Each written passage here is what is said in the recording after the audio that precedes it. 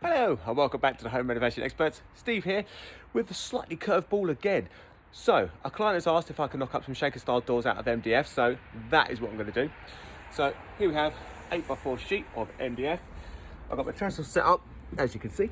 I've got my sacrificial bit of wood, bit of 12mm ply, 12mm OSB sat there. So I've got a nice base to do all my cutting on. Okay, so I'm lucky, these doors are all going to be the same height, slightly different widths, four the same, one different. So what I'll do is I'll mark the height of the doors here. I'll do one cut all the way down, and that's going to give me the height of my doors in one foul cut. Oh yeah, I've done this before. So first, what you want to do, depending on how you're cutting it, so I'm using a Festool and a Festool rail, so I've just doubled it up, lovely jubbly. Once you mark, so mine at 870 high, so obviously measure from there to there. Now, I don't know if I can get that little pencil mark right there. Notice that my rail isn't completely up against that pencil mark, okay? Because if I take my rail, my saw, drop it on, I need to allow for the width of the blade, okay? So now you can just see, it's just gonna be on that line, okay? So you need to allow for the width of the blade if you're after a completely accurate height, which most people would be. So that is how you kind of get that done. Loads of ways to do this. You can do it with like a regular chop saw, just put a guide on and just run down it. Festool system's really good. The Waltz one is really good as well. So I literally just drop this on. It's got grips on the bottom so it stops it from sliding. I'll then set my depth by coming this side, and then you can just see I'm just going to nip through just perfectly. So that's all set, ready to go. So I will just run this through, and that is the height of all my doors created in one foul cut. So once you've cut the height, measure the width of your doors and chop them down. So I've got 4 identical.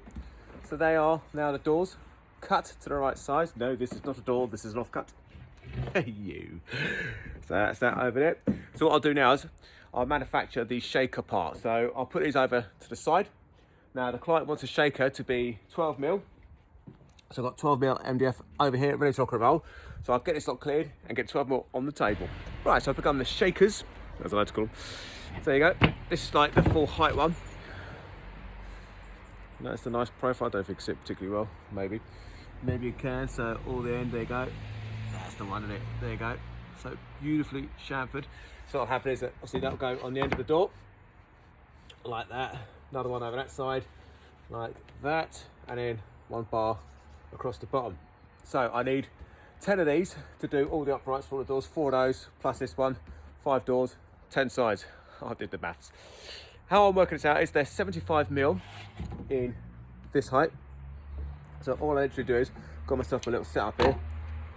I packed away because I've just glued the table off. Measure 75 from your end to there. Don't cut it straight away. What I do is, before I do each one, I'll whip it this way. I'll grab this beautiful planer. It's set to the minimum because that's nice. That's a beautiful bevel. That's perfect. I love making these bevel. I then run it down this side. I then do my cut with the Festool. Cut the 75 off. Turn it around. Place it up against this again. So basically, I do that. Grab it. So this one, you have to pretend it hasn't been done on this side.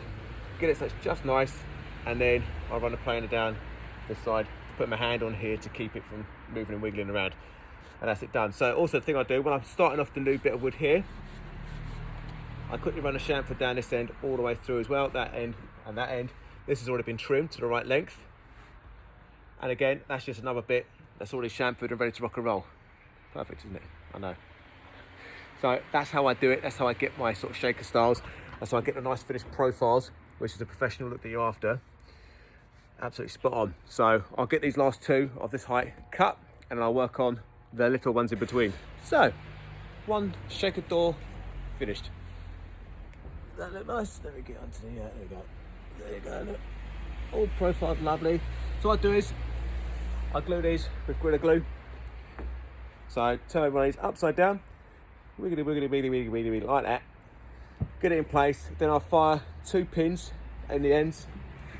2 pins in the centre, but not in the centre, right? Always do an offset because I'm going to be putting hinge holes here. So if I fired in the centre, I know there'll definitely be a fixing here on the other side, obviously. So if I put nails in it, I just made an arse ache for myself. And why would I want to do that? I want to be kind to myself. So there you go, one shaker door completed, ready for the client to paint. I'll turn it over later and get the hinge holes cut, but first off, another thought to do, innit? Better crack on. Righty-dokey. There you go, all in a row. 4 doors, exactly the same, followed by one larger one. They look lovely jubbly, don't they? And that is how you build shaker style units out of 80mm MDF and 12mm finish for the shaker, or whatever sort of height you want for the shaker. All I do now is drill some hinge holes.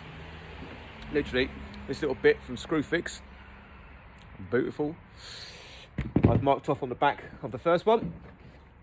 So generally, like kitchen hinges, I mean, these are for, they're not for, well, they're obviously for a size for something. I haven't seen the job, but they've given me the specification. So it's going to be 80 in, and then, sorry, 80 up from the bottom, and then 25mm in.